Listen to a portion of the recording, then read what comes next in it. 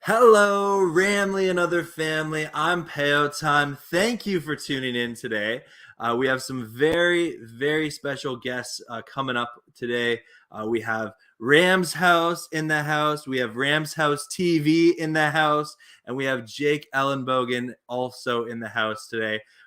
We're going to be talking Rams. We're going to have fun. It's pretty unplanned, but that's okay. If you're watching, please hit that like button, subscribe to all these amazing content creators. Their links are in the description below, and they will be on right after this.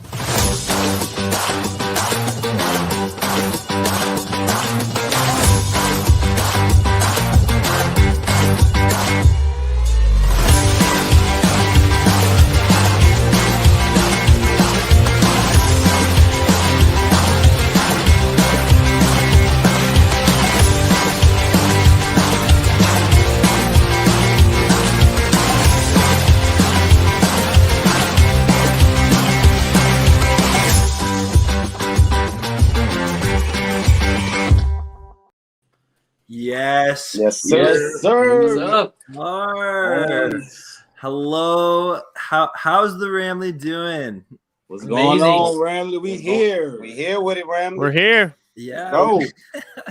And shout out. We definitely reached out to numerous other Rams creators that we just couldn't make the time schedule work tonight, but hope to do more of these collabs in the future for sure.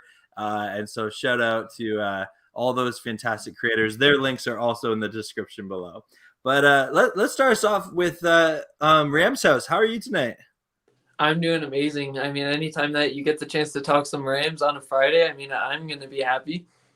Absolutely. And Rams House TV, Snoop and Jalen, how are you guys? Hey, can't complain. Can't complain. I mean, he took the whole Friday. Hey, Rams House took the words out of our mouth, man. You know, we get to talk Rams. You know, Friday night. You know, nothing better. Oh yeah, absolutely. And Jake, how are you, my friend?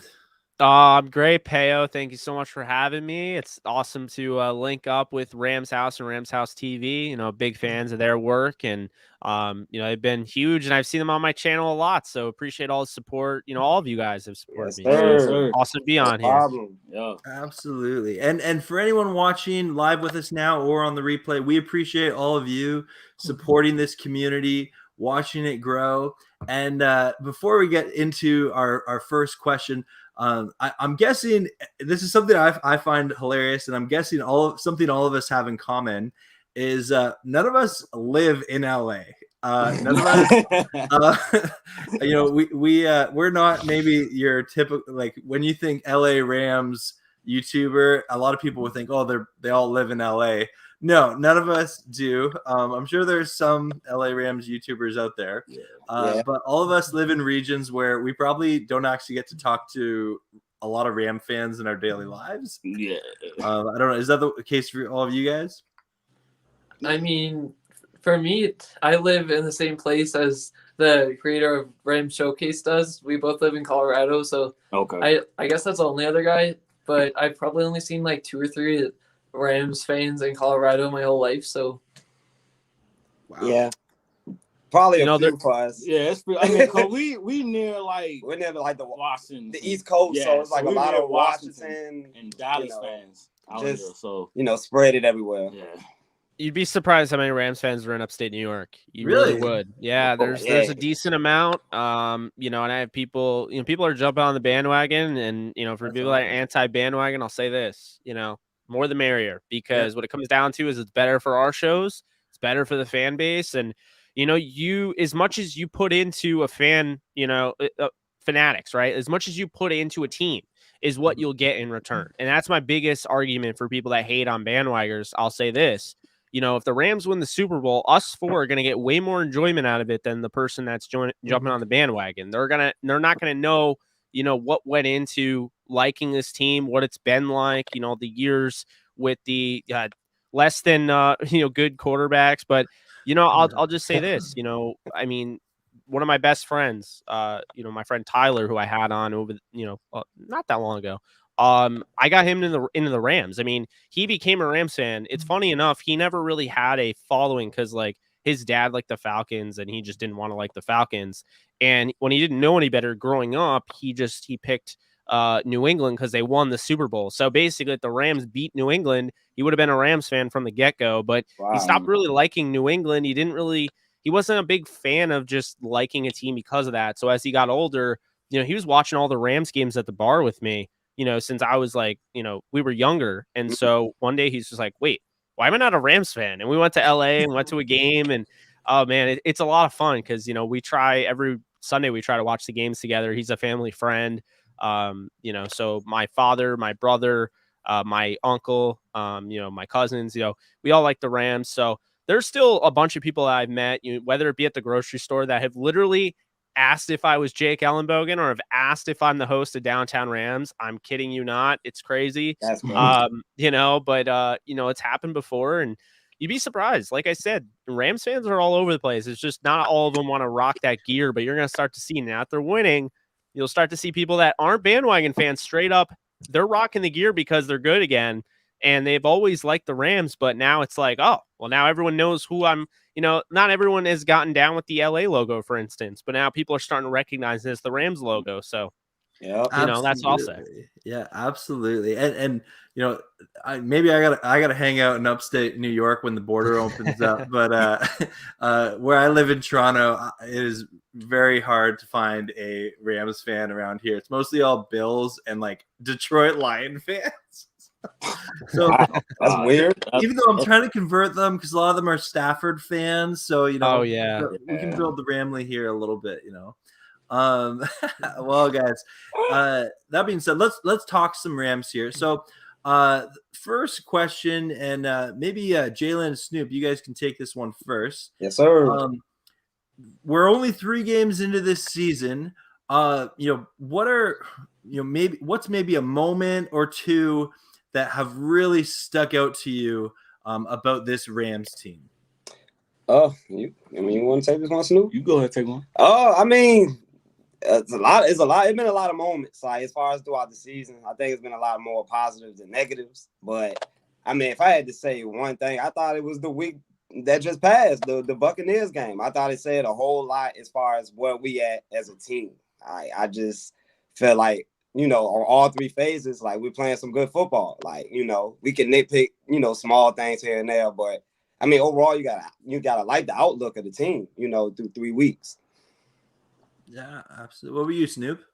I would go for the week 1. Actually, this is like solidified of what we can do on this offense and for the whole team as well. You got the first touchdown is a long bomb to Van Jefferson. Yeah, that's right there tells you like, okay, we mean business. We mean business right now. Like we're not playing around. So it's like that, for seeing that for the first time. Like, and I don't know how long we seen a long bomb, but it touched me, as a Rams fan, So it's like, let's get it. Yeah, we were. Yeah. Yeah, definitely. Well, what about you, Rams House? Any particular like moment that just gave you the feels? Yeah, I'd probably say, like he said, Van Jefferson. That was an amazing one because it was literally 3 plays into the Rams offense, and you saw it. Like, what did the Rams have? Like 2 deep bombs all last year that were complete. Whatever they just never threw it down the field, and you see 3 plays in. Stafford's already trusting the receiver, and a guy who just does not get a lot of attention in Jefferson. Like, I feel like Van Jefferson just kind of gets forgotten about a lot of the times. But another one that kind of stood out to me was in that same game with, you guys know that I love my guy Bobby Trees. Boy. It wasn't just him on that toe-tapping play. It was also something that I noticed that Goff probably wouldn't have done, where Stafford worked through all 3 or 4, however many progressions he needed to make. He worked through all of those, and then Mac is coming off the edge. I feel like if that was Goff back there, it would have been stripped, or he would have been sacked, or he would have panicked, made a bad throw, whatever. So I think that you really saw how much smarter of a quarterback Stafford is and the reads he makes. And then also just putting, even though it could be criticized as him putting it too high, I still feel like he put it only where Bobby Trees could catch it. And obviously he's my guy too. So that was also another one. Bobby Trees. Bobby Trees has a big game coming up. We all know it. We know one of these games, something's going to happen. Something's going to happen with Bobby Trees. Yeah. Well, Jake, what about you? Any moment that just like was that well, I know all of us have been pretty high on the Rams coming. We knew this offseason this is a good team. They're going to win some games. But has there been a moment that really stuck out to you of like, man, this is a good football team? Well, I mean, I'll cheat a little bit here and I'll say when they got Stafford. I mean, this is a Super Bowl team last year. They had an opportunity. They didn't have Cooper Kupp. I've been telling people, hey, they didn't have Cooper Kupp in the Green Bay game, but what difference does it make, right? Well, look at Cooper Kupp now. He has the triple crown for a receiver, leading the league in receptions, touchdowns, and yards. But when you look at, not just Cooper Kupp being gone, it's also, Aaron Donald. Jared Goff played a hell of a game in the frozen tundra on the road, to try to go to the NFC title game, which they would have played against a team that they just proven that they've beat twice. Look, this team has been a Super Bowl contender since Sean McVay picked up the helm as head coach. We may not have realized it, but if you insert Stafford in 2017, that team might have won a Super Bowl. As crazy as that sounds. 2018, definitely. 2019, well, they would have made the playoffs in this format, typical, right? But I think they make the playoffs and they might have been a contender. And then last year, talking about that. So this year, now with everything molded around Stafford, now with Deshaun Jackson, adding him and that explosive ability, as you saw, Van Jefferson, finally using him. I've been saying all off season they have a deep threat in Van Jefferson. I did not agree with the consensus that he's just this short and intermediate receiver. But furthermore, obviously you lose Cam Akers, but you have an incredible amount of talent, in Darrell Henderson, Sony Michel, Jake Funk. You have to feel good about that. Plus the offensive line, the biggest concern, the biggest question mark was answered. And I don't think we talk about that enough. We just kind of take it for granted. And that is Brian Allen at center. He has absolutely, taken up the mantle as the guy. I said it in my film breakdown, to start the season. He's better than Blythe, and I don't think it's particularly close. He's only given up one sack against, listen to this list, right? So you have Akeem Hicks and Bilal Nichols in the first game. The second game, Grover Stewart and DeForest Buckner. And the third game, Vita Vea and Ndamukong and William Golston. To me, that list, only giving up one sack, has been huge. It's the reason why the Rams have been able to run their offense, and it's been conducive to winning football. It's why they're 3-0, and they're the best team in the league. Absolutely. Well said, Jake. And agree more. Yeah, 100%. Yeah. I'm gonna go. There's so many moments that stick out, and call me a little chasing trends or whatever. But I have loved, like, Sean McVay always gets so much attention, but I love his reactions. Like, he truly does look like the Sean McVay of like his rookie coaching year, where he's loving coaching football. He's making it look a lot easier than before. He doesn't seem as stressed out. And yeah, like, I think that just like seeing him, smacking the bums and running around, hyping up everyone, right? Like, he's a coach that's just having a ball and a half. And that's been a joy of mine this 2021 season here. Yeah, definitely. Yeah. Well, what about, guys? Is there something that has particularly surprised you this season? And I'm going to go first on this one because I've had my answer prepared. I've had I knew this team was going to be good. I knew this was going to be a good team. There was something different about this team. But from the moment the Stafford trade, you felt it in the offseason, throughout training camp, even preseason when we lost. Like, you're like, our team's super good. Who cares if we won or lost preseason? You knew this was going to be a good team. But something that has surprised me is I knew that Cooper Kupp was a great receiver. I knew he was underrated. I knew he was a good route runner. What I didn't know about Cooper Kupp is how intelligent of a football player he is. And I think, we often, in all of our videos, I've heard all of you guys say this in some form or way or another, that Goff has, he's a capable quarterback, but his football IQ or his football awareness or his ability to read defenses was lacking. And we've all said that in some form or another, and that's something that Stafford just has over him. I think that Cooper Kupp's football IQ as a wide receiver is off the charts.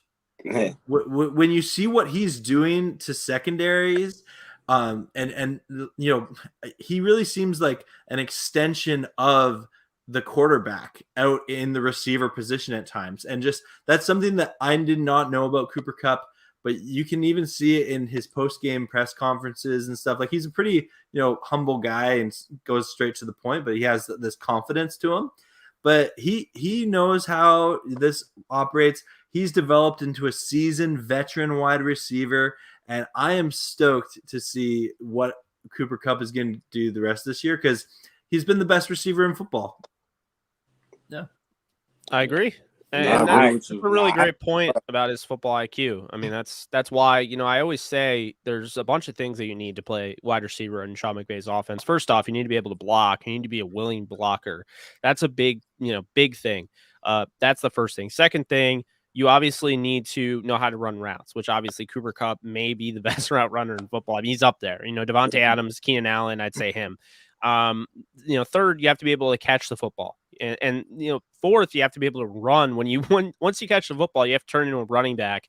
But fifth, and this is a thing that Jordan Rodriguez, friend of my show, and I'm sure you guys obviously love Jordan Rodriguez. I think she's the best in Rams right now. But she said it best.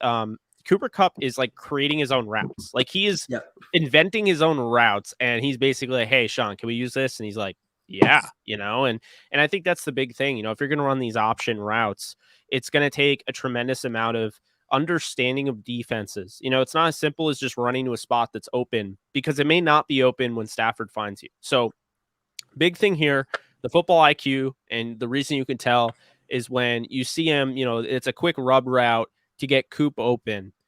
Cooper Kupp could just go straight down the sideline. He could go with the vertical, in the option. But then he sees the rub there, and he's like, well, I could get cut off by the safety that's, kind of, pushing backwards and, won't get a touchdown there. But if Staff throws to me, on target in stride, I don't break stride, I'm probably going to run for a touchdown on the left sideline. So he uses, the rub route to his advantage, because they use a lot of those legal picks in their game plan. But furthermore, when you're dealing with all sorts of, option routes and things like that, you have to be realized, like, you have to understand cover 2, cover 3, cover 4, cover 4, with, obviously, trying to hide it and make it more cover 6 and cover 0, like all sorts of stuff. It's a lot. And so a receiver to have that type of quarterback mindset, it really just, like I always say, it's conducive to winning football. It's pretty much in the Rams.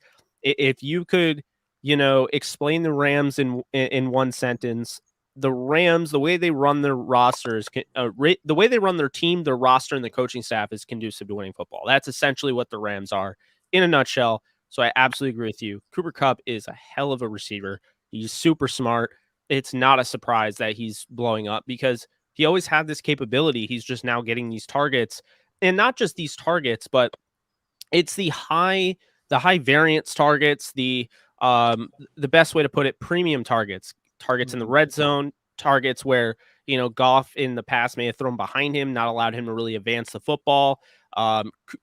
Matthew Stafford throwing it right where it needs to be to allow him to advance another 5-10 yards, which is setting up to be monster, because this is somebody even at, Eastern Washington, he loves to use that stiff arm, man. He absolutely loves to use the stiff arm. So the Cooper swipe, right? Yeah. Right off the sideline with it. Yeah, I hope that Cooper Kupp stays healthy, honestly. Like, because he's doing so much and he's getting so much production. It's just that thing for me is I'm just concerned about him getting injured, especially because he's missed some time in some of the most important times that we need him. And so my hope is he can play a whole season and then go into the playoffs, healthy, and hopefully we get that bye week so that he doesn't have to do anything in the last week before the postseason. But yeah, that's my only thing with him. I love what he's doing. I'm just really hoping that there's no injury, because obviously we have guys that step up. We have guys for days at wide receiver, but what he brings to the table is so vital, I feel like. Absolutely, yeah. Yeah. No, I agree. Yeah, we definitely agree over here. Like with Cooper Kupp, I knew that the fact that eventually he was gonna have a good season. Like, it's just what can the quarterback give him that elite ability? You could argue that you could argue Cooper Kupp was limited by Jared Goff playing in those 2 years. I mean, just what he's able to do on the field. I mean, it's just Jared Goff not being able to process everything. Like, we got a new quarterback like that's able to just make all the throws. We done seen all the sidearm throws, all the no-look throws. Like, it's like right now, as far as the offensive scheming and just his pure talent, like, I don't see how it could be stopped anytime soon. No. Like, I think the biggest question, if you're a wide receiver on the Rams, you got to figure out, how do you get to that breakfast with Stafford? Hey, you gotta beat Cooper Kupp there. That's what it's looking like. It looked like Cooper Kupp first in line. Stay back every time. Rams says, what about you? What's something that has surprised you 3 weeks into this season that you didn't see necessarily coming from this Rams team? I mean, it was kind of like a semi-surprise, but I feel like I knew this defense would be good, and everybody was like completely freaking out in week 1 about what happened to the Bears. But I knew that this defense would be good just because obviously when you have the playmakers, the versatility, and the coaching of the Rams, you're bound to be at least like a top 15 defense with whatever defensive coordinator. And so I knew that they had that in them. But to me, what surprised me a lot about them is their versatility and all the different things that they can do in that defense. And to me, I'm still having kind of mixed feelings about having Ramsey in all these different spots because, you're making him happy and he's doing all these different things because he's just not only a great cornerback, but overall just a really well-rounded football player in general.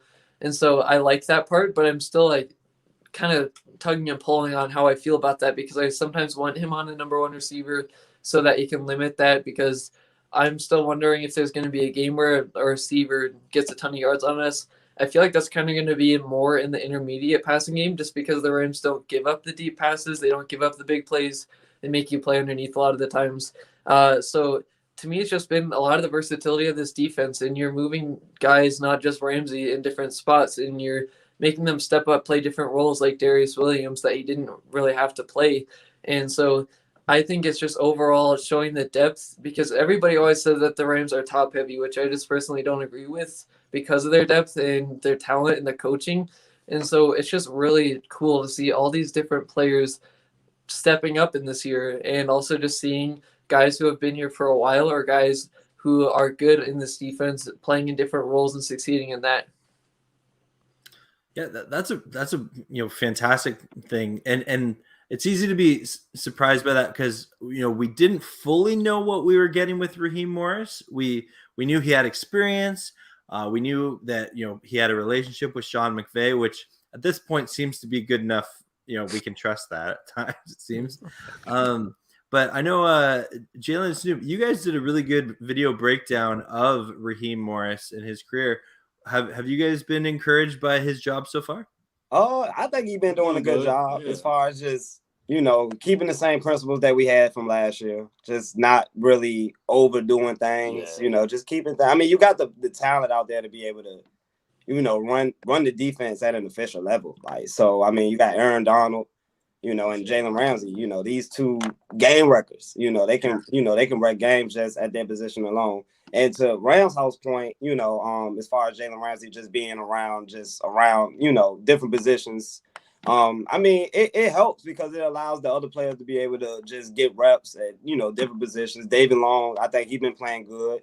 And, Darius Williams, I think he's been playing good as well. So I think it helps the other corners as well, allowing Jalen Ramsey to move around, in the secondary and be on some of the best players in the slot. And, just be around the ball. You see his run support is there. I mean, he's taking up tight ends, going against offensive linemen. I mean, he's bringing the physicality every play. So, I mean, I like as far as the scheme and as far as what Raheem Moore is doing as a whole. Yeah, I like how Raheem Moore is actually doing with the defense as well. I mean, when it comes down, I mean, I know it's don't bend, don't break with the defense, but, I mean, when it comes to the, red zone opportunities, it's excellent so far. I mean, we haven't given up a lot of touchdowns for real, but as the scheme, it can be fixed more. But the players are actually flying around. If you ask me, like, so Raheem Moore, I give it up to him for these 3 weeks that's going so far. Yeah. Jake, what about you? What are your thoughts on Raheem Morris?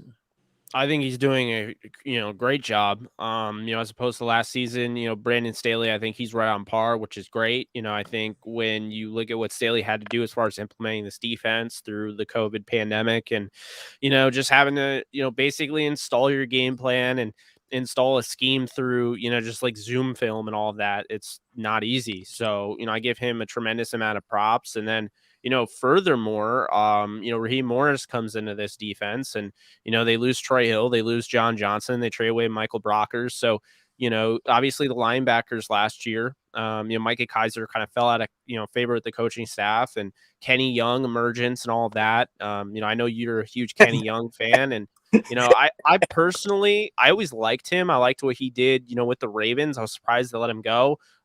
Love the move because, when you're dealing with a quarterback you've already paid, you need to find cheap ways to, find starters. And that's what they did with Kenny Young. People can call it a throw in, but the Rams knew what they were doing. They knew that, the type of player he was, flies to the football, can make the, the big time play.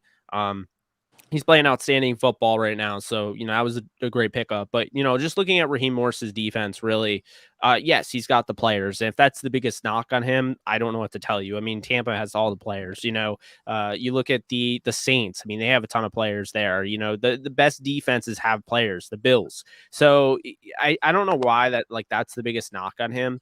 Especially, for talking heads and big media. But what I will say is that Raheem Morris is doing his job. And, furthermore, he's allowed Jalen Ramsey to take on a bigger role. You guys kind of alluded to the star position. On top of it, they've trained Darius Williams to do such a thing as well. Jordan Fuller, I don't think has played the best this season so far. I mean, I think his best game was, week 3, which needed to be. Taylor Rapp is balled out, and I think that's another, common misconception. You see Taylor Rapp near a receiver that's wide open. You blame Taylor Rapp, but in reality, it's just the nature of the zone coverage. I just think right now, Raheem Morris is knowing his situation. Essentially, he has an offense that I believe is the best in the league when, fully going, and they have the momentum. They are the best offense in the league. And when you add the bend don't break type of mentality to your defense, essentially what it means is you're willing to trade a field goal for a touchdown, and that's the thing. And you'll never lose if you score every single time. If you score a touchdown every drive, and they're only kicking field goals, and you're generating turnovers, it's going to be a long day. And so I think the league, should be very scared because not even Tampa was willing to put up, points against that team. I mean, they really had a hard time. Let's call it like it is. It was really 34-17. You threw a garbage time touchdown there. No one wants to call it garbage time because Tom Brady's the one that did it. But, let's be real here. So, I look at this team and I think, they're the best from top to bottom, and that defense is only going to get better. There's a lot of, moving pieces, and, they did lose Justin Hollins. So they're going to have to establish that new, that rotation with Okoronkwo coming off the IR and Terrell Lewis, who looks really good as long as you can play him with it, under 30 snaps a game, keep him healthy. He can really help you. But, they got guys like Chris Garrett, who I'm sure we all like out of the 7th round.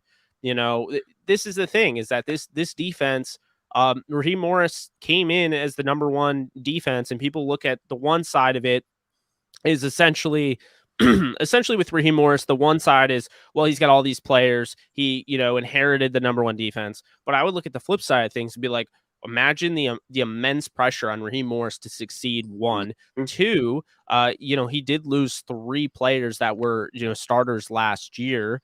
In 3, right off the bat, he dealt with an injury to Justin Hollins in week 3. He had an injury to Justin Lawler. They're dealing with a lot of new players. You're talking about a young corner in Robert Rochelle, who was a wide receiver about 2 years ago. Now here he is playing meaningful snaps. And furthermore, I'd say, with with the linebackers as well. I mean, they've been playing a really interesting thing here where I don't think many people realize they're only playing like 1 inside linebacker pretty much every single down. And they're very, very, very rarely going to be in base 3-4. Right. For the rest of time, I think they're pretty much going to be a nickel defense. You saw in the sub packages, you saw Nick Scott being used. I know people are wondering, where the hell Terrell Burgess is. Jordan actually brought some great insight to the table on our show about that. She said, the problem is you put Terrell Burgess in there, and it kind of tips the hand of how they're going to use Jalen Ramsey. The thing about Jalen Ramsey that's so dynamic in the star position is that he can be wherever. You know, he can be a linebacker, he can be an edge defender, he can be a corner, he can be a safety. I mean, he's literally doing everything. But as soon as you bring in Terrell Burgess, it kind of tips your hand and be like, oh, okay, so they're going to use, since Burgess is also like that, they're going to use Jalen on the outside in the boundary corner. It's the same thing. Darius Williams, who's been playing the star position as well. So I thought it was a really nice, point of emphasis I thought Jordan made on our show is that, it's a tell to the defense. Like, okay, so they're in sub packages right now. They're not in base, and Jalen Ramsey is going to be playing on the outside, and Burgess is going to be all over, the middle of the field. So, there's just so much. They have way too much depth for their own good because Terrell Burgess has only had one defensive snap this year. Tells you all you need to know. This team is just nonstop. And honestly, they just got that Jameer Jones kid, the former Notre Dame, former Steeler. What I will say about him real quick is that he's an interesting one to watch. I always say when the Rams claim anyone, they have a purpose for them. They're not just claiming guys to claim guys. They're not just depth. They have a purpose. Les really likes him. And this is somebody that, is not the best athlete in the world. But, he's around that 6'3", 250-pound mold that they do like. Especially in this rotation, I think he has a chance to play. He led the league, I believe, in pressures in the preseason for the Steelers. The Steelers simply, they liked him. But the fact of the matter is that, in a short amount of time, they had to make a decision with all the injuries, guys coming back and such. They ended up cutting him. And, he's not a great special teamer. So this is somebody that has to get better in that department. He struggles, with as far as, run contain. He's got to get better in that department. But as far as the Rams and how they would use him, they don't need him to be a superstar. They don't need him to be a starter. They just need him to be a guy that would come in and be a situational pass rusher, similar to Chris Garrett, who I think offers more in not only the run game, but the passing game. Was really impressed with him in coverage. So I will say in that regard, when you look at Jameer Jones, he's definitely a name to keep in mind because they've gotten guys like that and, Hollins and Darius Williams. They always go that route. Marquis Christian, those waiver claims are always important. So don't just, kind of roll your eyes and be like, oh, okay, just, he's a camp body. Camp's over with. He's not a camp body. He's on the 53, so that's what I'll say. Well, and that was very well said, Jake. And I remember hearing an interview with Les Snead back in the summer, and he talked about how 2 years ago they really reinvented their scouting department and how they wanted the Rams scouts less on the road and more time in watching game film. And I think that a lot of that has translated into being able to find these great, waiver pickups or smart free agent signings off of players that other teams cut and give up on. And, that very much 100%. The Rams have purpose in everything they do. It's great. Oh, yeah. Jalen and Snoop, I want to hear from you guys. What has surprised you that you didn't see coming about this 2021 Rams team? You want to take this one, Snoop? The offensive line. Like, the offensive line is playing elite right now, as you can see. Really haven't allowed a sack at least one time out the games that we have, but they playing very aggressive. Like the run block, it's gonna get there when times comes, but it's working just a little bit. But the pass blocking, is wonderful right now. Stafford is looking clean out there, just throwing the ball. See how much that we needed him at that point, but the offensive line, I give them an A+ right now. Yeah, I'll probably go with the defense. I mean, like Jake was saying, I mean, we had a lot of turnaround during the offseason, losing Brockers, who was solid in the front. Guys like Troy Hill, solid, slot corner, guys that, played at important positions that, ended up going on in the offseason. But I just think the turnaround, that we had, and then the fact that we were able to kind of keep everything going from last year as far as the momentum, even with the young guys, losing all our coordinators, Joe Barry's gone, and just everything kind of in the offseason, losing 7 coordinators and, losing 3 to 4 starters, and also Morgan Fox rotational and trying to, replace all these guys with young guys. And I thought, the defense, it just seems rangier and more athletic. It just, everything just seems more fast the way they play, you know, like even when the ball is caught, they're flying to the ball, you know, and it's something to see because, I mean, you know, whether it's been the break, you know, however people want to say it, you know, in the media, you know, when it's all said and done, they become stout when it matters, like, and they got the players to make that happen, and I'm liking the defense, like I'm liking the attitude they bring every week, you know, even with all the yards that they give up. I mean, what does it really mean when you know, we giving up a little, I think 20 points a game, you know, something like that, or less than that. So, I mean, the defense has been playing great to me. Well, and I'd rather give up yards than wins, right? You know, Yeah, pretty much. Yeah. No, that's a good point. And you know what? Let's dig into this O-line a bit here. You know, we alluded to Brian Allen and the success that he's had. Fantastic. But let's give a bit of love to someone who I often get told I look like. Let's give a bit of love to Big Wit. What do you guys think of Big Wit this year? Because I'll fully admit to being concerned, like love Wit, love everything. Since he's come to the Rams, he has helped stabilize that O-line group in a way that I don't like, even go back to Greatest Show on Turf era. Like, I don't know if like yes, Orlando Pace, you know, greatest left tackle ever, but I don't know if Orlando Pace elevated the rest of his line the same way that Andrew Whitworth has elevated his line. Like Haven Stance, he became a way better player once Big Wit got here. And I'm a huge fan of Big Wit, but Rams House, what do you think of Big Wit? I love that guy. And like we were talking before, we went live. I just feel like a lot of the stuff he does isn't looked at and like isn't viewed as much because offensive linemen really don't get that type of view.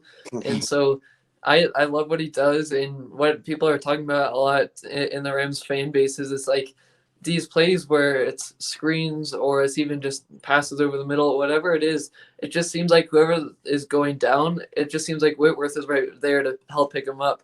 And he's that type of player who's a good person, I feel like, and he's a really quality player, but he never gives up on a play. An offensive lineman could just do their job, just block, and then just go back to the huddle. But he's always making sure people are okay. He's always there in the right moments. And even when that fumble happened with Higbee, he was right there as well to help jump on it. I just feel like he's just such a good team player, and he's really anchored down that left tackle position. And so it's just crazy to me, not only that, but just the things he's able to do when he's 40 years old or however old he is. It's just crazy to me to think of how physical that position is and how much contact that you're making in that position, and he's still doing it right now, and he's definitely helped save this Rams offensive line. But I also feel like the people along the offensive line throughout the whole offseason, people, I know North Dallas 40 really wanted us to take Creed Humphrey, but with us not making any moves to get the other offensive linemen around him and alongside him, that just kind of showed me that they're confident in him. And I feel like what they've done is they've just kind of quieted and silenced the haters and what they can do. So I just feel like that group's been so stable, and Whitworth is definitely the right guy to be at that left tackle spot. For sure. Yeah. Jake, what about you? Can you speak to our O-line, especially even I know, Jake, I love when you talk about interior linemen. You're one of my favorite YouTubers to talk about that. So break it down for us. All the pressure. No, I appreciate it. Well, no, because it's so easy to forget about guards and centers and stuff. Yeah. Oh, I know. I mean, you know, I think it started when I was like little. I just like it just always soaked into me when I would watch. Like, I mean, back when ESPN, this might be a little bit before your time, Rams House. Maybe you know who I'm talking about. The ESPN football game was it ESPN 2K5? That's like legendary. That was on the cover. TO was on the cover. It was legendary. So like from that time on with Madden, I always just kind of soaked in like all the offensive line around the league, pretty much all the rosters, so to speak. And that's kind of why it's been that way. But you know, watching the film, I think David Edwards is kind of the guy that no one talks about. I mean, we talk a ton about Brian Allen. No one talks about David Edwards. I thought he's been playing well. You look at Andrew Whitworth. Thing that really stands out on film is this guy's still that LSU convoy. When he was drafted, he was a ultra athletic left tackle. This is somebody that has no issue running 40 yards down the field, trying to set up blocks. And I mean, it's just incredible that he's still doing this at 39. And then you look at, of course, Brian Allen. I mentioned he's playing some fantastic football. is bullying guys at the point of attack. Austin Corbett, that was my guy in the draft, and they traded for him. The Browns let him go way too quickly. Now, the Browns have a great offensive line, so they wouldn't want him back. But Austin Corbett, man, he is absolutely balling out. One of the best guards in football. People do not give him enough credit. Blaine Grisak at Downtown Rams said he's a top 10 guard. I would agree with him. And then Havenstein, biggest issue with him is speed rushers, right? That's always been his biggest issue. I haven't really seen him get really dominated this year by a speed rusher, and I think that's a credit to him. He's as long as he's healthy, and this is somebody that's known for playing hurt all the time. As long as he's healthy, I think, he's really one of the better right tackles in football. But altogether, it's the continuity of this offensive line. It's the fact that really all these guys are gelling. They're getting an opportunity. Even last year, the last game with Jared Goff, Bobby Evans was at left guard. Bobby Evans is horrible, okay? Bobby Evans is a turnstile. And that's the issue, is that you need to have 5 guys that can play, in this, you have to have that chemistry. And if you don't have 5 guys that can play with chemistry, that can stay healthy, that's another thing these guys don't get enough credit for. They are durable, and I'm knocking on wood right now, fake wood at my desk, but knocking on wood because you can't lose any of these guys. But at the same time, I think the guy that doesn't get enough credit is Aaron Cromer, because Cromer really, this is his work. We could talk about Carberry as far as Allen, but Aaron Cromer worked on the 4 out of the 5 of these guys. This was his work with the Rams. And so I don't feel like he gets enough credit. He may be gone. His son is still with the team, by the way, Zach, but Aaron Cromer has a lot to do with this success. Do not mistake that. And that's not taking anything away from Kevin Carberry, but I'm sure he would tell you as well. These guys are well coached. These guys are conditioned. Obviously Reggie Scott has something to do with that. And then on top of it, you look at the fact that, they have these 4 guys, 4 out of 5 guys have played in big time games. Whitworth played in a Super Bowl. Havenstein, obviously David Edwards played in the playoffs last year, and then Corbett playing in the playoffs last year. It's all very important. It all has to work like, a puzzle. And I think they solved the puzzle. I think this offensive line is very good. They have a lot of options, because once Whitworth is gone, unfortunately, which I do believe he'll retire after the season, after they win the Lombardi Trophy. I think that Noteboom becomes an interesting option. I don't know how much he's going to get paid. He is the 6th man, so to speak. If anybody were to go down, I believe Noteboom could play guard or tackle. So he's definitely somebody to keep in mind, as well as Tremaine Ankrum. So we'll see what they do in that regard. But the Rams are sitting pretty with this offensive line. They have Stafford, somebody that has pocket mobility. Rams house touchdown earlier. Stafford in that one play, to get it to Robert Woods, that toe tapping touchdown. I believe it was against the Bears. What he did on that play was so tremendous, because he stepped up in the pocket. He didn't just go through his progressions. He stepped up and he made some subtle adjustments with his mechanics. Like, instead of having like an arm angle like that, or like an over the top, he kind of just like flicked it, but it was perfect. It was right where it needed to be. And, when you have a quarterback that can create like that and throw off different platforms and arm angles and things like that, and you have a great offensive line, and you have a running game, and you have all these great receivers, your offense is nearly unbeatable. And I think teams are finally getting that after the Tampa Bay game. Yeah.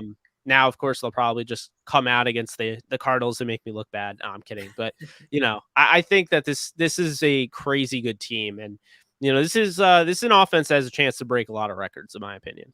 No, definitely. And I think, when all is said and done, I'm sure, next off season, when we're all doing our own reviews of the season and things like that, we're going to look to our O-line and realize, what, this offense is not what it is without, those 5 guys and the depth at that position as well. Yeah. And what makes me sad is I'm still, not that our running backs are bad or anything, because I love Henderson and I love what Michelle's done in this short time. But just imagine this offense with Cam Akers in it. Yeah. Like, I feel like if he continued on the tear that he was on near the end of the season, because I know a lot of people weren't really very excited for him until he went on that, and then they were thinking that Henderson was trash after that. And so just imagine that with like a 1-2 punch with Henderson and Akers. That would make this offense crazy too. But I also love what Michelle's doing, especially with that pass protection play he made. Oh yeah, last game. That was amazing. When you flip the guy. Yeah, I thought that when Stafford threw that ball and it went to when it went to the other angle and it didn't show Stafford, I thought Stafford got hit. Like I thought from the sound of it, we all thought in my house they just got clocked. But then we saw that it was what Michelle did. I was like, that's a perfect Patriots running back right there. Yeah, and it's funny. I'm seeing like a lot of our NFC West, YouTubers when they critique the Rams, they talk about how we don't have a run game. Well, when all of us, we know we got a run game, we just don't need it. Like we don't need it, depend on it the way that the 49ers do. Or if the Seahawks game doesn't get going, they don't get going, right? And I'm really looking forward to some of the games that are coming up where I do think we'll see Sony Michel and Henderson featured a little bit more. Snoop and Jalen, do you guys think that we're gonna have a 100-yard rushing game coming up soon? I mean, if it's 1 week to look into, is this week. Yeah. I think the Cardinals giving up like 150 yards, on the ground. Yeah, so I mean, if it's ran one out on them last week. Yeah, if it's one, I could definitely see it this week, especially if it got Darrell Henderson plays. Oh no, Sony Michel. I mean, I could see one of them getting 100 yards, depending on who has the high hand. To be honest, one of them had to get 100 yards. It's gonna happen. It'll probably be Sony Michel or probably be Hendo. I don't know. Yeah. So. Jake, what about you? Do you think Henderson is getting the hundo yard this Sunday? Oh man, I love Henderson as much as the next person. I do not trust the Rams this week. If you're a fantasy owner and you're hoping for a big game out of either of them, Henderson or Sony Michel, as somebody that's moved more into the fantasy realm, do not play either of these guys. I'm telling you, let them surprise you. I got let them surprise you. Do not play these guys because I'm telling you, McVay could burn you. What if all of a sudden they're making this big deal about Darrell Henderson starting, right? And then we see Jake Funk out there, and then Sony Michel, and then oh, by the way, Javian Hawkins is gonna I don't trust this team as far as fantasy aspect. Once Darrell Henderson got hurt, it really opened up a can of worms for him as far as his his I think his potential for this year, because I thought he could have been a top 12 back. Now I don't know. But furthermore, what I'll say is this, guys: Carlos Hyde was supposed to play last night. Carlos Hyde he had no issues. He practiced all week. He got to the stadium and was like, oh, my shoulder doesn't feel good. And they're like, okay, you're not playing. That is what we're dealing with here, is that this guy has not played. He didn't play last week. He's dealing with the same rib injury that held Cam Akers out 2 games. He's only missing 1. I don't know if he even should be playing, to be honest with you. And, it's funny because – oh, sorry, go ahead. No, yeah, I would just agree. I saw that they're planning on playing him. To me, I feel like resting him is the better idea, but that's just me. And I love that we don't have to play him. Yeah, you don't have to. And Jordan was saying that she didn't think he was going to play. And furthermore, I'd say this. Why play him? I'm not saying you should ever just guarantee a victory, right? You should never just be like, we're going to go in there and we're going to win. We're going to dominate them to the point where we don't need Darrell Henderson. You shouldn't do that. But you look at the short week coming up against Seattle, that would be the time to play him. So you give him extra rest, and then he comes in on Thursday Night Football. Okay, there you go. He missed 2 games, just like Cam did last year, and now he's back. I actually hate that they're playing him. I'm not going to lie. I love Henderson. If he's ready to go, fine, especially because they are known to hold out guys that probably could go, and they're like, we don't want to chance it. So if they are letting him go, then they're probably in the clear. But if he gets hurt and it's another rib injury, I'm going to be pissed because they did not need to play him in this game. I think I have the Rams winning 41-20 in this game. I don't think it's going to be relatively close. I think Arizona, interesting start going 3-0. Look who they've played first off. And secondly, I'd say this, Kyler Murray's turning the ball over like crazy. The Rams are winning games when they don't steal possessions. Look at what they did against Tampa. They didn't really steal any possessions away. If you're giving the Rams 2 extra possessions, if you're giving Stafford 2 extra possessions, dear God, you're going to be in for a ruffle. And even so, there were still points up on the board that like they didn't put up because I'm not trashing Stafford or anything, but to be honest, he did miss Jackson, and I feel like one of them was just because of Vita Vea hit him. It wasn't really all on him, but there were still points to be had on the board, and obviously at the end we didn't need to put any more points up, but there's like it's just crazy to think we put up that many points and we could have even piled on more. So like I don't know, I don't really see Arizona having a well, I see them having a chance. Like they're going to put up a fighting chance, but I don't see them winning. Mm-hmm. Yeah, no. I'm loving this, boys. I'm loving this. It's all about the history, like 8-0-8. 0-8. I can't. You know, there's no worries. I cannot see. You know, not see that. You know, when it's all and that's 0-4 in the Cliff Kingsbury era. So I mean, it's more than just the X's and O's. Like it just seems like one coach is just getting out. You know, out coached. You know, each game. Well, and I feel like this game means so much more to the Cardinals than it does the Rams. I feel like for the Rams, it's like this is another regular season game. We want to win, absolutely. We're gonna go in there, play good football. I feel like this is for the Cardinals. This game is like a bit of a kind of monkey on their back situation, and that mental edge that the Rams have over it, especially McVay versus Cliff Kingsbury, just because he does outcoach him every single time, right? Yeah. I'm still looking forward to the game though. Stoked for it. It's gonna be awesome. Anything can happen. We lost to the Jets last year, so we got to respect every team, obviously. Hey, hey, that loss launched my YouTube adventure. So I'll that's the only silver lining I'll take from that. Well, guys, gentlemen, this has been awesome. We're gonna close up here, but I do want to say, guys, it's so cool. Thank you all for coming together. Thank you everyone watching. We got 25 people in here. That's so tubular. It's cool because when I got into YouTube last year, I remember finding like there's tons of 49er YouTubers out there. There's a ton of Packers. There's a lot of Ravens YouTuber. Like it seemed like every other team. It's just like it was hard to find Rams YouTubers and show like I know the first one I found was Rams Talk with Trent. Shout out to him. And then Rams Showcase, which is Sheriff Joe Bag, and then we got Jake, I found you from your Dan Wolford video that went really, really, borderline. I don't know what viral classifies. Yeah, no, I hear you. It did really well for you. Was it your show that I went on and I was just like, and they still haven't demonetized it yet for some reason, and then they demonetized. The luck.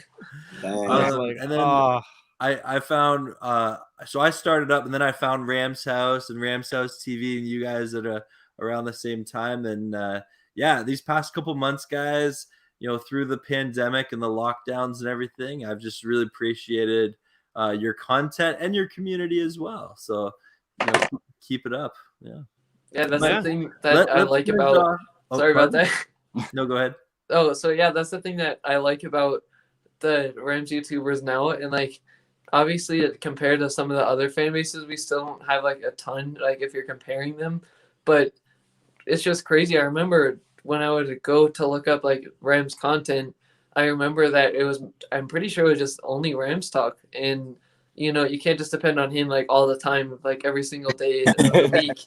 And then, so it's just cool to me to see it grow. And like I was mentioning to you before the show, it's really cool to see like all the personalities coming out and like and all these different things, and just seeing the way we all do it differently it's really refreshing as well. So I feel like, we don't have like as many as some others may have, but we all do quality work and we all do it in ways that is enjoyable and it suits all audiences as well. For sure.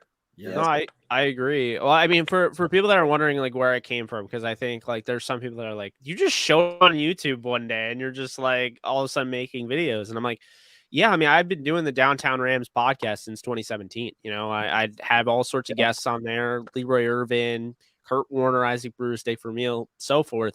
And YouTube is always something I wanted to do, but for whatever reason, I just never got to it. I went on Trent's show. I was a guest, and that kind of, that wasn't what got me going. It was really my cousin, who's killing it in Steelers YouTube. I mean, he's now 12K subs. So, he pushed me in that direction. My father's been pushing me for years, and I just decided, I was like, yeah, I want to do video.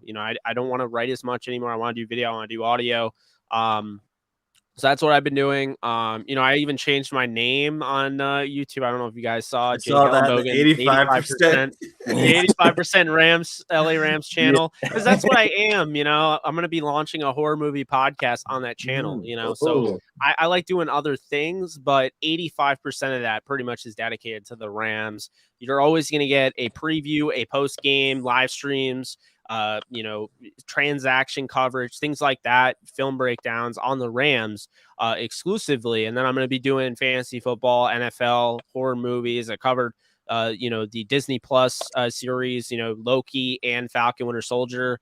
Did not cover What If because I missed the first one. I wasn't going to keep doing it, but it's just it's a different channel, and there's people asking me like, you should just do like Rams Jake or Jake Rams. And I'm like, no, like I got to do like my name. I don't know. I have to. So then I realized it was like, well, I wasn't showing up. Like when people search Rams, like I wasn't coming up. So I was like, oh, I'll just like put LA Rams, 85% LA Rams channel. But we're always talking about that. So, that's how that came out to be. But hey, I appreciate you guys welcoming me with open arms. Always love. And, anyone that doesn't think that multiple channels in the same niche can exist, then they're just they're blind, to not only success, but blind to what this means for the community.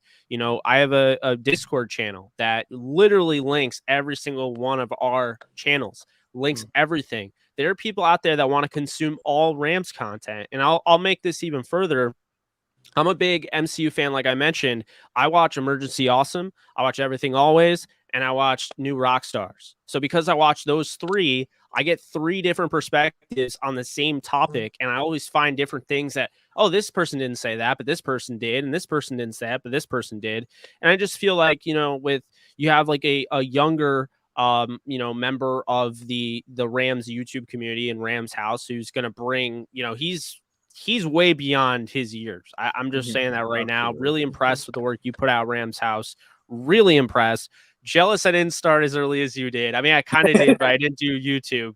You're on a incredible path. You got to keep it up. Rams House TV, you guys are like the most likable people. I mean, just keep up your work as well. Payo, you're the man anybody can have a conversation with. Is super down to earth. I mean, we had this conversation off air for like, it looked like it was going to be like an hour. I mean, we could have kept talking the last time I was on here, but you're just super down to earth. It's why so many people gravitate towards you. This is like the least toxic community I think I've ever been a part of. And I think, obviously I love Twitter. I have a Twitter that has a lot of followers on it. I have a lot of great people I follow on Twitter. I like Facebook to a degree, Instagram, what have you. I've never had a toxic bout with anybody on YouTube. You get an occasional comment. I mean, Shot by Nolan would call him a Crayola eater.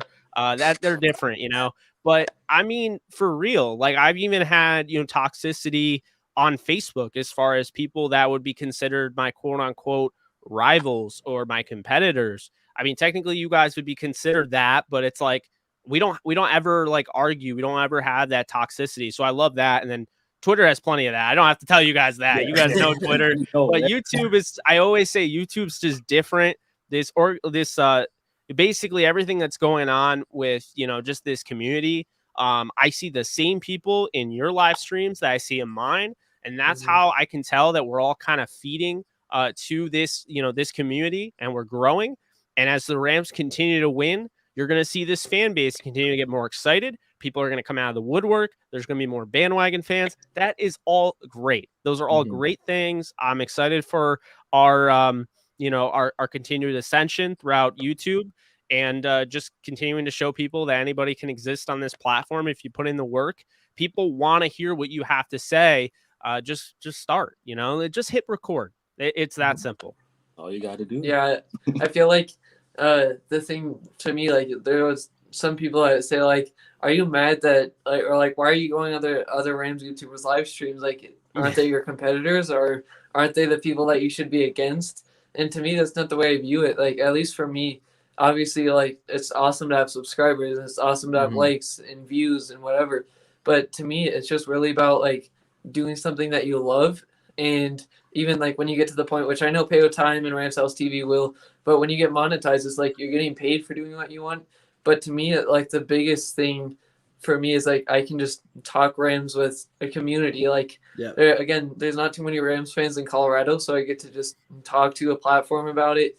And so it's really, to me, not about the subscribers, or it's not really about the analytics. Obviously, I'm always trying to improve that and get better at that, so you can get better at that system. But to me, it's just like being able to talk Rams, and like you said, you can come on any other Rams YouTubers live streams, and you're recognizing the usernames, you're recognizing the people. I'm like, oh yeah, I know him. And like if you type in the chat, they're like, it's like you're one big family. So it's definitely really interesting to do. But I completely disagree with the fact that people say like, aren't those your competitors, or shouldn't you be going away from them? Or aren't you trying to beat them? Like, that's not really the way I view it.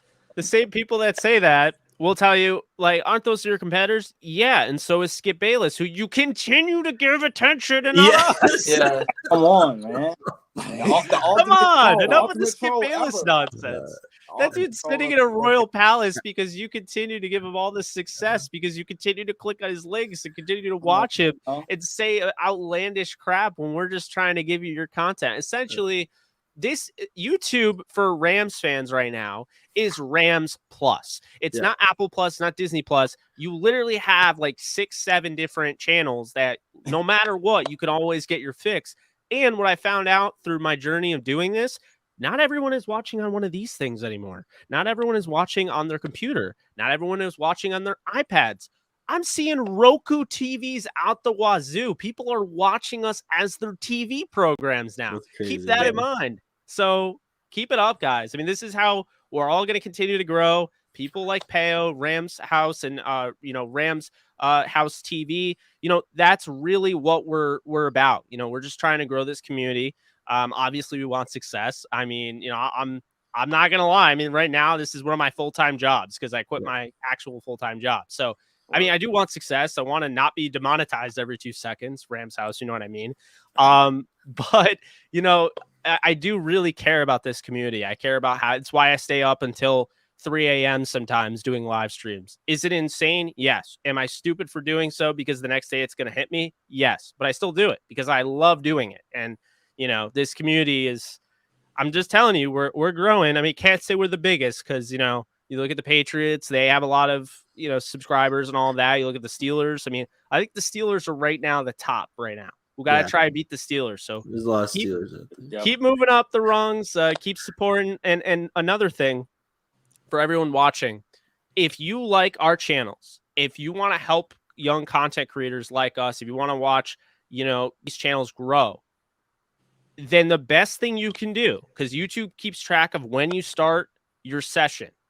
Start a session on my channel, Rams House TV, Rams House, Payo Time, and just keep going through different shows. YouTube tracks that and says, oh, okay, so this person liked this channel and this channel and this channel and this channel. So now all of a sudden, all of those will be recommended.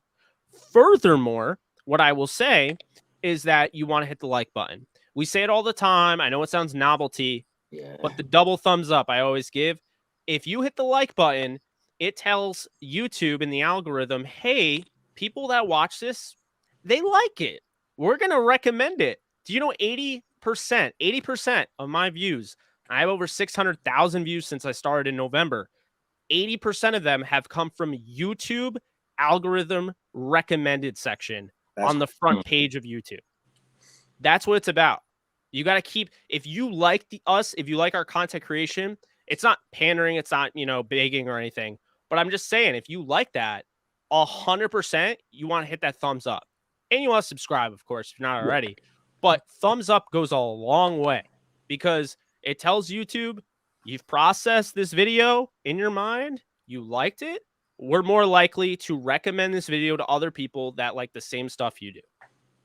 Well said. And You know, I to your Steelers point, my one jab is I am convinced you could make a YouTube channel just hating on the Steelers, and you would blow up. They're so big.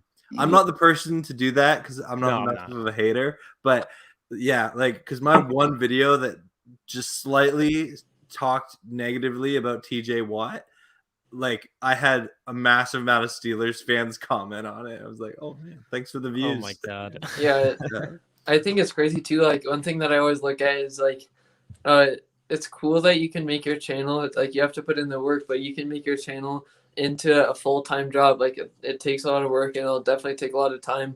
I don't know if any of you guys watch Tom Grossi, but I have for a while, and it's just crazy to see where he's at. Where he's at like 200,000 subscribers.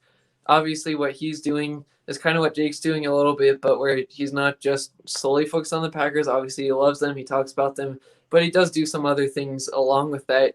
But that's always something that I look towards. Like you can get that big if you put in the work and you can do that stuff. It's just crazy too. I find myself still supporting, even if I don't like the other teams, I still support other people's YouTube channels who talk about other teams because it's definitely something that's uplifting, and also it's just always cool to get other views on different teams and stuff. So I don't know if any of you guys have watched him before, but it's just crazy what he's done in that amount of time. Yeah. He quit his full-time job of like, I think he was a teacher. So Yeah. yeah, I mean, you know, That's crazy. Yeah. yeah. I mean, I quit my full-time job and I should probably still have it. I just couldn't do it anymore. I'm not that big. I'm not that big. I mean, we're getting there, but we're not anywhere near there yet. But yeah, no, it's I hear you. I like people, you know, like that. But the thing is, if you want people to watch your videos, you can't just be like this. And you know, I think the Rams are pretty good team. They might be the best. No, like that's not gonna do anything. You gotta have like Show some life. emotion. You gotta have that energy. Like, You guys have the energy. I can't even match that energy. Jeez. Rams house team. Yeah, are you kidding me? y'all need moves. Hey, we got y'all. Like, hey, I love it. Well, and because Rams, like Snoop and Jalen, you guys have a pretty solid following on Instagram, and you like transitioned it to YouTube, right? Yeah. So we started with nice. the page a year ago, and you know we gained a little traction with that over time throughout the season with the live reactions. People started really liking that, and you know everybody was just telling us to kind of take it to the YouTube, possibly doing the live streaming thing as well. And we just working on everything, just taking it one thing at a time. But we just like talking about Rams. So, any chance we can get, whether it be YouTube, Instagram, Twitter, anywhere, we try to post, anything Rams related, because, we feel like we should just be doing that on a regular basis. Like, if you ask us. Man, it's crazy how this year just went by. And actually, our page gonna hit our page turn a full year Sunday. So, like we'll be congrats, guys. as well. That's awesome. Yeah, and I know for those viewing, I've been a terrible person at not doing comments today, but I do want to give a shout out to two fellow Rams creators that we will definitely get in on some of these collabs in the future. The RAMILIA Sports Report, a fantastic Rams YouTuber who gives a lot of insight into SoFi and tailgating there, and really the fan experience at SoFi, which is I love. Whenever he drops a video, you gotta go watch it. And then I saw him in here, Rams super fan. He's in here. He's saying I gotta get in on one of these collabs. Yeah, no, definitely. Hey, come on. And then like we said, I did reach out to many. You can't get everybody because of schedules and things like that. Yeah, but definitely, in the future, we want to do more of these. And whether it's after a hype win or a tough loss or something, if you guys ever want to get together for a Ramley collab, more than happy to do it for sure. Sounds good. I think we can. Hopefully we can get an episode out after we beat the 49ers twice. Hopefully we sweep them, or at least we get one win. I think we can. Yeah. That Monday night game sound pretty good. Week 10. Yeah, definitely. Yeah. If the Rams sweep the Niners, I don't know who's beating them. I mean, I had the Ravens, but I mean, as long as they don't have the same game plan they had for Lamar Jackson in 2019, then they should be good to go. But yeah, I don't see who's beating this team if the Niners can. I mean, and I'll say this, real quick. The Cardinals, they kind of are like, we're the Niners to the Rams, right? Mm-hmm. Here's the issue, though. Okay, the Cardinals are the same team as last year. They just added some cool pieces, like they got J.J. Watt and whatever. The Rams added Matthew Stafford. And I would argue that a lot of those games were lost because Jared Goff's poor, turnovers and holding on to the football and things like that. 4 out of those 6 losses are definitely on Goff. Yeah. So that's the thing. Agree with you. Yeah. That's the thing. You think about it and you're like, well, okay, Shanahan, let's see what you do now going up against Matthew Stafford. And we'll see. I mean, maybe McVay, his kryptonite is a human being and Kyle Shanahan. I don't know. But, if it's not, then this whole league is in a lot of trouble. I agree. Scary. Yeah, and there's now if we don't have the run game going, it doesn't mean our whole offense is just it's not going to get moving. Now we can do it just with passing, or we can do it with running. And the crazy stats that I saw was like talking about how they just don't really use the play action as much anymore, and it's just crazy to me how I thought that McVay really liked the play action because I just thought that was just something that he really liked about his offenses. And obviously when you have Gurley, that works. But I didn't really realize that it was used a lot of the times to help Goff out because, like, I don't know. Yeah, Stafford's good in the shotgun. He's good in the empty set. But I just feel like it's just crazy to me because I always thought of McVay being a guy who loves play action and loves to marry the run and the pass. It's just crazy to see how this offense works when there's not a running game. And it doesn't mean that we're not going to just be completely shut down on offense. Yeah. Less smoke and mirrors. Yeah. Yeah, I do love that we can be down 2 scores headed into the 4th, and I can still be like, okay, we're still in this. Yeah. And instead of like, oh no, is Goff going to be able to grind this out? Yeah. Well, gentlemen, this has been.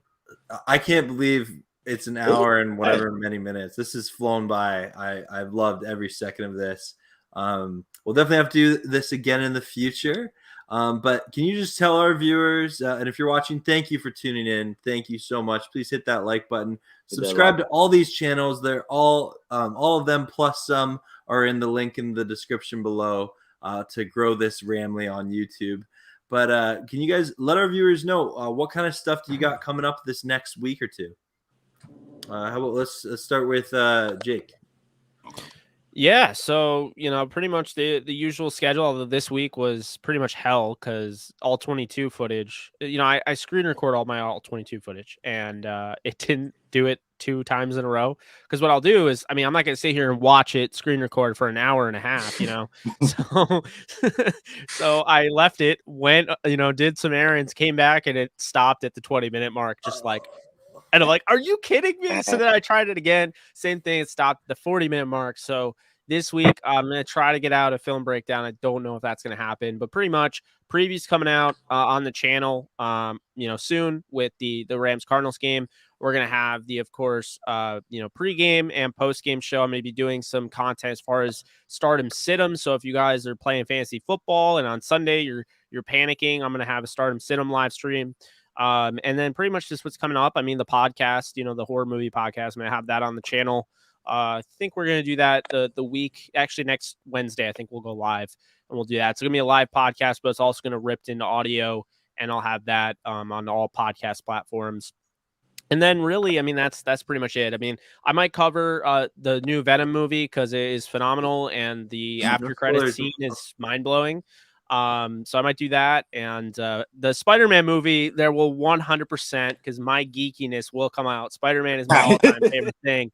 There will 100% be a big, video on the new Spider-Man No Way Home when that comes out and I see it. So Multiverse of Madness, things like that. So we'll cover all of that. But as far as Rams content, it's the usual, previews, post games, full game preview beforehand, live streams, miscellaneous live streams, having different, guests on and things along that nature. Going to try to get more consistent with the film breakdown. The problem is with all 22, it doesn't come out until Wednesday. So you have to wait, and on top of that, I'm using the Euro Game Pass because it's not on the US Game Pass. So I have to use a VPN, and the VPN, it kind of lags. And yeah, it's a whole big messy process that it'll get better over time, but it's really frustrating right now. So that's what's going on.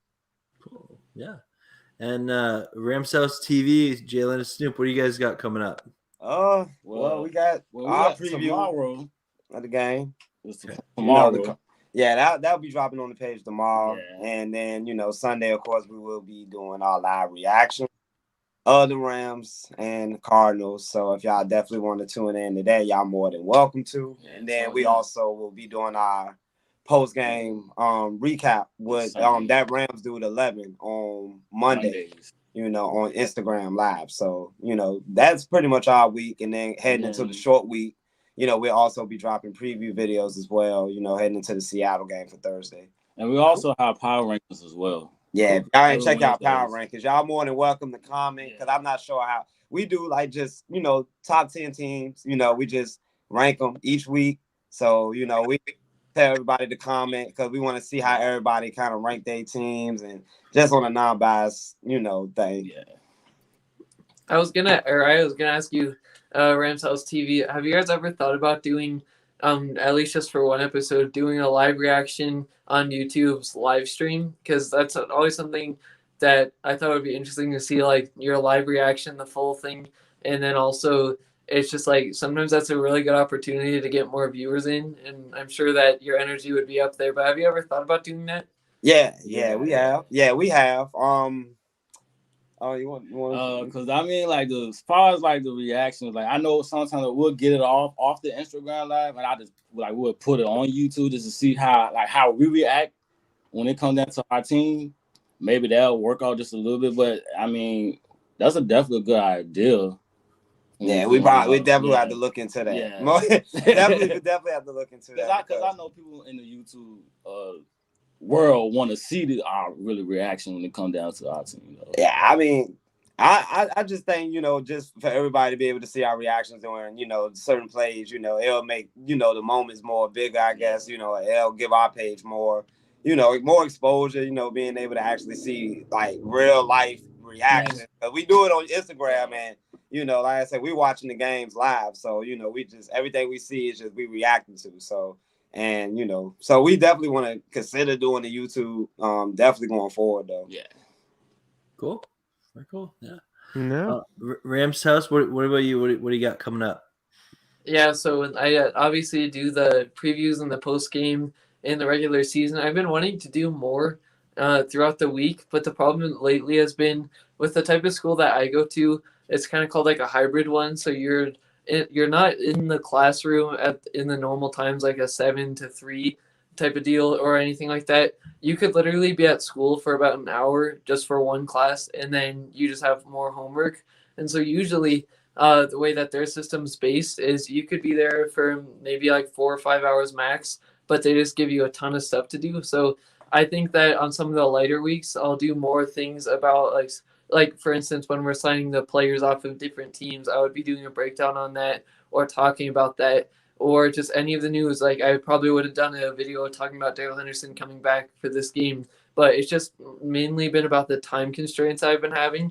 But you can definitely count on the previews and the post games, and here and there, I'll be doing some live streams as well. Awesome. And for myself, I have the watch party coming up on Sunday for the game, which I'm stoked about. And then I'll do episode 2 of Rams Breakfast Club. So thank you everyone who came out to that Monday morning. That was a fun time. And then I'll continue Thursday trivia, taking a break next week for a personal matter. But then after that, we will do NFL trivia on Thursdays for sure. But yeah, guys, this has been a blast. Thank you so much. If you guys could stick around, we'll say our goodbyes off camera. But everyone watching, please hit that thumbs up button, like, comment, and subscribe, all that jazz to all of these channels. All of them are in the description below, including some other fantastic Rams content creators. So, guys, do it with me. Whose house? Rams house. Yeah. You bring the energy, I'm telling you.